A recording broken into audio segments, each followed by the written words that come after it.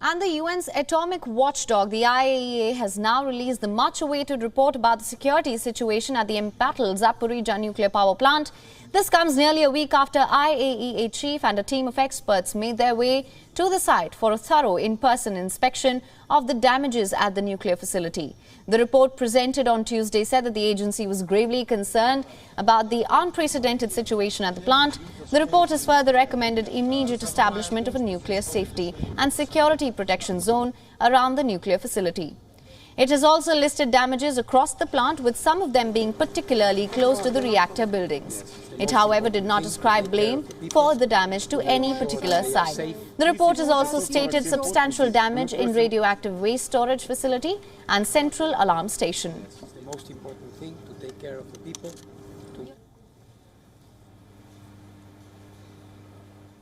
The physical attack, wittingly or unwittingly, the hits that this facility has received and that I could personally see and assess together with my experts is simply unacceptable. We are playing with fire, and something very, very catastrophic could take place. Now, the IAEA report has also mentioned presence of Russian troops and equipment at the plant, including military vehicles parked in turbine halls. Moscow, however, has denied the accusations that it used the plant as a shield for its forces, but says it deployed troops to guard the facility from Ukrainian attacks. Ukrainian President Volodymyr Zelensky, meanwhile, has hailed the report. Щодо пропозиції генерального директора МАГАТЕ Гросі створити зону захисту на станції, то треба дивитись на конкретний зміст такого інструменту, що саме може бути захистом. Якщо зміст цієї пропозиції полягає в демілітаризації території АЕС, а це логічно, бо саме російська військова присутність поставила Запорізьку станцію на межу радіаційної катастрофи, то ми можемо підтримати таку демілітаризовану зону захисту.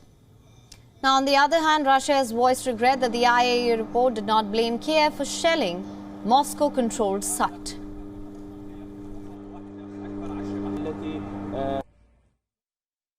Важно, что, как мы услышали в ходе вашего брифинга в Вене 2 сентября, вы смогли своими глазами увидеть, что благодаря налаженному сотрудничеству между персоналом станции и российскими вооруженными силами, охраняющими станцию, она в целом функционирует в штатном режиме, и никаких внутренних угроз для ее безопасности нет.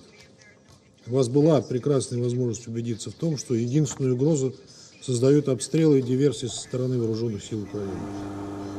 UN Secretary-General Antonio Guterres, meanwhile, has backed IAEA's recommendation of a demilitarized zone. During a UN Security Council session on Tuesday, Guterres said that as a first step, Russian and Ukrainian forces should cease all military operations around the plant.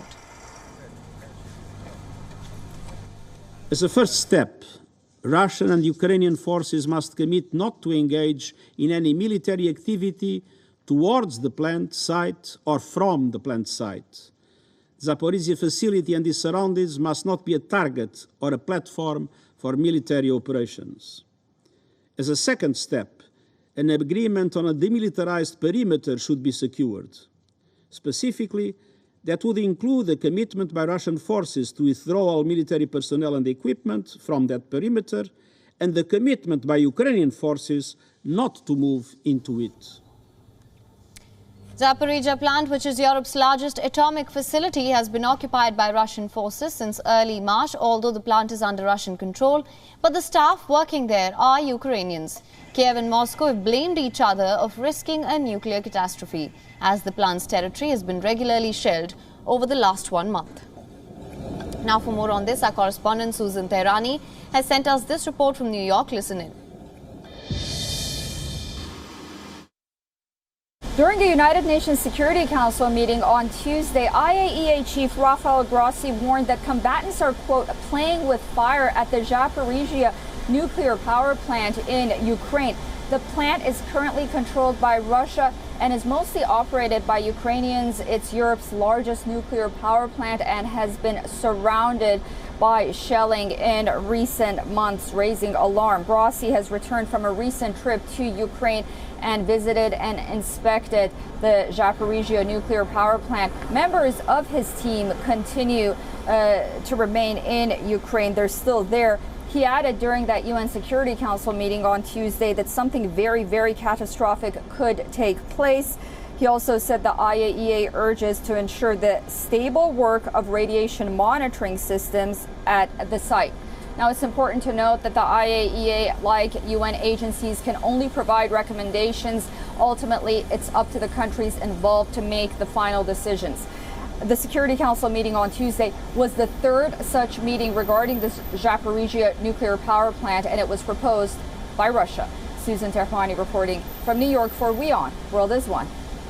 WION is now available in your country. Download the app now. Get all the news on the move.